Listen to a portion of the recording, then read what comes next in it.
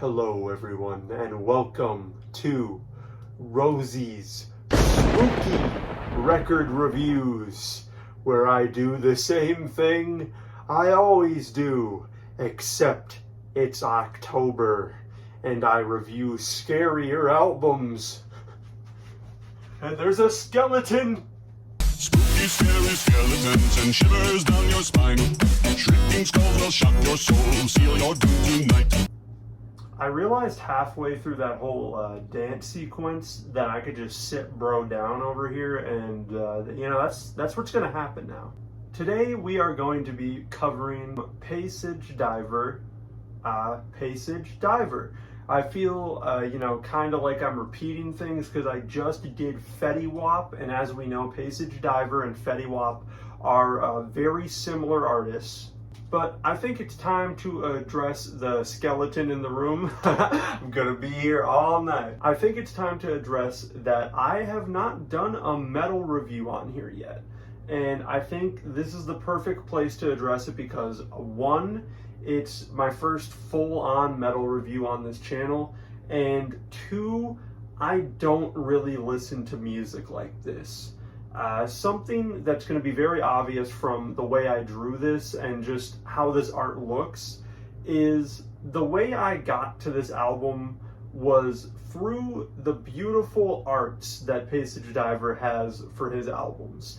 All of them just captured my attention with these crazy big landscapes, like impossibly deep and dark and spooky, and it just made the whole idea of a screamo, like death metal album a lot more appealing to me. And when you realize that Paysage Diver in English translates to winter landscape, it suddenly makes a whole lot of more sense. And even with the notes here, I kind of got into that before I even knew it translated. So all I'm saying is I'm a genius and I'm the greatest reviewer of all time. But that being said, we draw the album covers on this channel. Bad! And today, I did pretty good, I think. I got this here, and I was listening to the album and having a pretty good time, pretty immersed, so I even drew him, casting lightning over in the corner here. I think it's pretty sick. I like how it turned out. And if you look over here, you will see the actual cover art, which is just obviously what made me want to listen to the album. It's just this like dark, magical, wizard-looking dude trudging through the storm on a mountain. It's probably windy as fuck out there. It looks awesome.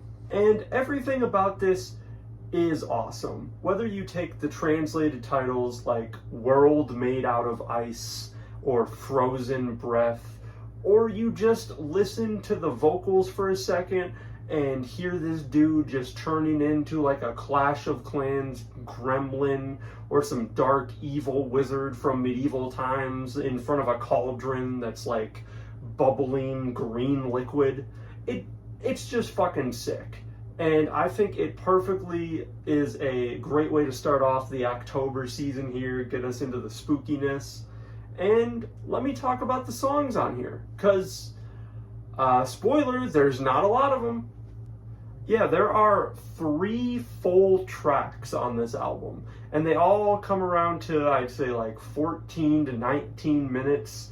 So this album with 3 songs ends up being a whopping 54 minutes. And I've listened to this twice now. This is my first time listening to it in a minute. And each time I honestly haven't really felt it drag. It's the way everything is mixed together and with how rapid it is, you can't really just place yourself onto something. So it feels like you kind of just get teleported into this world that the music builds. It feels like you are there. There's this beautiful melody that comes in about 7 minutes into the opener, World Made of Ice. And that alone is just a nice reprieve from what we start on, because we get a lot of this. I can't even try to do it. I think my voice just, it ended everything there.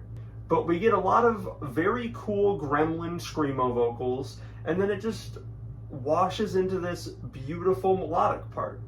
And when the heavy bit comes back in, it's not alone. You get this melody and this really beautiful like string arrangement just kind of making sense in the chaos.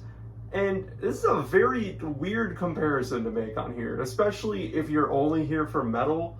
But what this really reminds me of is why I like Chamelea's songs, where he's able to put a little beautiful melody just into this absolute chaos of a track.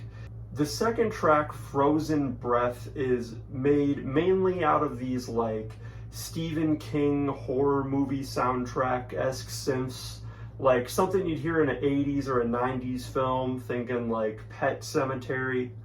And you also get these guitars and drums that are just incomprehensible. They're so fast you can't even really tell what the fuck's going on. And what really makes this track for me is the drop about 14 minutes in. All the drums really count, All the drums really...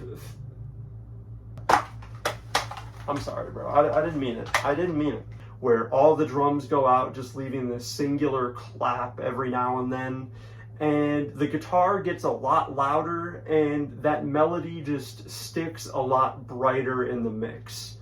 I feel like this especially, it's badass, it slows everything down, and it makes for a good change of pace from the rest of these three songs in general. Something fun I'd like to add here real quick is while I was going to translate this song into English, I found a book with the same exact title.